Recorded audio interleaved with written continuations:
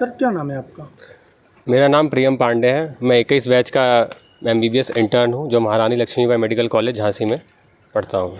जैसे कि आज आप लोग विधायक जी के पास गए थे अपनी कुछ मांगों को लेकर, जी, तो क्या मांगे हैं और किस प्रकार का आपने ज्ञापन दिया आज विधायक जी के यहाँ? वह सबसे कौन सा बदनसीब राज्य है जहाँ का इंटर्न 24-24 घंटे ड्यूटी करता है बिना खाए बिना सोए। सबसे ज़्यादा जिस राज्य में मरीजों का सैलाब आता है और जहाँ के इंटर्न को महीने के आखिरी में सबसे कम स्टाइपेंड दिया जाता है, वो राज्य है उत्तर प्रदेश। देश के अन्य सभी राज्यों में जो MBBS इंटर्न हैं उनको स्टाइपेंड के तौर पर 25,000, 30,000 और कई कई जगहों पर 40,000 दिए जाते हैं। नीट की कठिन परीक्षा, 4.5 साल की पढ़ाई और इतने मरीज देखने के बाद हमारे साथ सौतेला व्यवहार क्यों? क्या उत्तर प्रदेश के MBBS इंटर्न उनसे कम समझदार हैं? क्या यहाँ पर केसेस कम आते हैं, मरीज कम आते हैं यहाँ पर? नहीं, पर महीने के अंत में हमें यह चीज़ दिखाई जाती है कि तुम दूसरों से कम हो। ऐसा नहीं है कि MBBS के इंटर्न उत्तर प्रदेश के दूसरे राज्यों के इंटर्न से कम जानते हैं। हम सरकार को यह कहना चाहते हैं कि हम आज अपने खुद के खर्चों के लिए अपने घर पर पूरी तरह से निर्भर हैं। 24-25 साल का एक इंटर्न जब दिन में 300-400 मरीज़ देख के जाता है और घर पर अपने पापा को फ़ोन करके कहता है कि पिताजी आप मुझे 5,000 रुपये दे दीजिए, मुझे मेस वाले को देना है। हम कब तक ये जिल्लत सहेंगे? इस उम्र में हम अपने परिवार की लाठी बनना चाहते हैं, पर यह गूंगी बहरी सरकार हमें अपने ही खर्चों के तले दबाना चाहती है। और मैं ये भी बताना चाहता हूँ कि हम डॉक्टर हैं, हम मौत से लड़ते हैं, हम किसी से डरते नहीं हैं।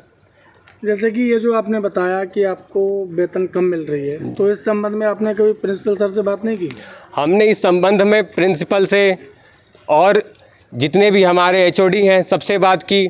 हमने माननीय उप मुख्यमंत्री जी सबसे हमने बात की है। तो क्या आश्वासन मिला आपको? सभी का यही आश्वासन रहा है और सिर्फ एक बार नहीं, हम पिछले साल उसके पिछले साल हर साल उनसे बात करते आए हैं और हर साल हमें आश्वासन दे दिया जाता है। क्या आश्वासन दिया जाता है आपको? कि आपका स्टाइपेंड बढ़ेगा, हम इस बात पर विचार करेंगे, पर आज तक कोई भी स्टाइपेंड बढ़ाया नहीं गया है। लगभग कितने सालों से यही वेतन चल रही है? 2021 में आखिरी बार बढ़ाकर इसे 12,000 किया गया था और उसके बाद से आज तक इसमें कोई भी बढ़ोतरी नहीं हुई है। अब आप लोग क्या चाहते हैं?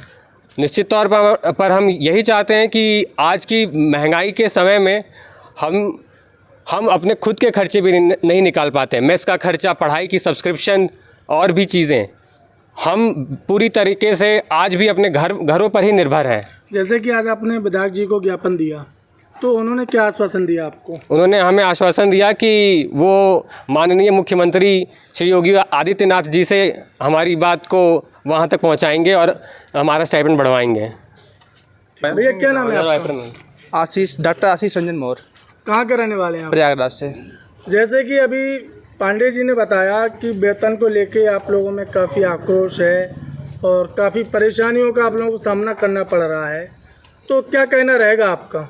जी, हमारा यही कहना है कि हमारा स्टाइपेंड जो 400 रुपये पर डे है, एक मजदूर से भी कम है, उसको बढ़ा के 1,000 किया जाए, जिससे हमारे आत्मसम्मान को भी। और दूसरा ये कहना है कि बाकी जैसे सेंट्रल यूनिवर्सिटी वगैरह, एम्स वगैरह है, यहाँ हर 2 साल पे रिव्यू होता है। यहाँ पे रिव्यू बिल्कुल नहीं होता है। जब तक हम लोग हड़ताल नहीं करते हैं तब तक कि स्टाइपेंड बढ़ता नहीं है। हम तो कई साल हड़ताल कर रहे हैं। 2019 बैच जो था, हमारे सीनियर लोग थे, वो भी हड़ताल किए थे, बट कुछ हुआ नहीं। और हर साल बस यही होता रहता है। तो इस बार हम चाहते हैं कि हमारा स्टाइपेंड जो है बढ़े, जिससे कि हम लोग को हड़ताल या ऐसा कुछ करने की जरूरत न पड़े। जैसे कि आज आप विधायक जी के यहाँ गए तो उन्होंने क्या कहा? उन्होंने आश्वासन दिया है कि हम आपकी बात माननीय मुख्यमंत्री तक पहुंचाएंगे और लेटर लिखेंगे। बाकी देखते हैं क्या होता है। सर क्या नाम है आपका? मेरा नाम डॉक्टर अमरीश कुमार पांडे है। सर कहाँ के रहने वाले हैं आप? मैं गोंडा से हूँ। जैसे कि आप लोगों की एक समस्या चल रही है वेतन को लेकर, जी। तो क्या है ये पूरा मामला? मामला यही है कि सर बाकी चीज़ें बढ़ रही हैं, जैसे महंगाई बढ़ रही है और सारी चीज़ें बढ़ रही हैं, लेकिन हमारा वेतन नहीं बढ़ रहा है। जबकि हम ये चाहते हैं कि हमें कम से कम सम्मानजनक तो राशि मिले, जो कि हम घंटों घंटों काम करते रहते हैं। हम ये नहीं देखते हैं कि हमारा टाइम मतलब इतने से इतने टाइम तक हमारी ड्यूटी है तो हम इसी टाइम तक काम करेंगे। हम मतलब अपना सब कुछ देते हैं, बेस्ट देते हैं, उसके बाद भी हमें सम्मानजनक जो हमारा अधिकार है एक तरीके से, वो भी नहीं मिल पाता है हमें। तो जैसे कि आज आप लोग विधायक जी के यहाँ गए थे, तो क्या आश्वासन मिला आपको? हमें आश्वासन यही दिया गया है, जैसा कि पिछले कई सालों से दिया जा रहा है, कि हम इस पर विचार करेंगे। हालांकि हम चाहते हैं कि इस पर जल्द से जल्द विचार करके इस पर आगे कार्रवाई करें, ताकि जो हमारी सैलरी है वो हमें जल्द से जल्द प्राप्त हो। आप लोग क्या चाहते हैं इसके अलावा?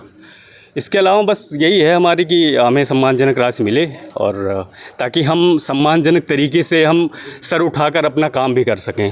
चैनल के माध्यम से शासन प्रशासन तक क्या कहना चाहेंगे आप? हम प्रार्थना ही कर सकते हैं उनसे कि इस पर गंभीरतापूर्वक ध्यान दे सरकार, और हमारी उचित मांगों को उचित तरीके से जो भी कार्रवाई हो वो आगे करें।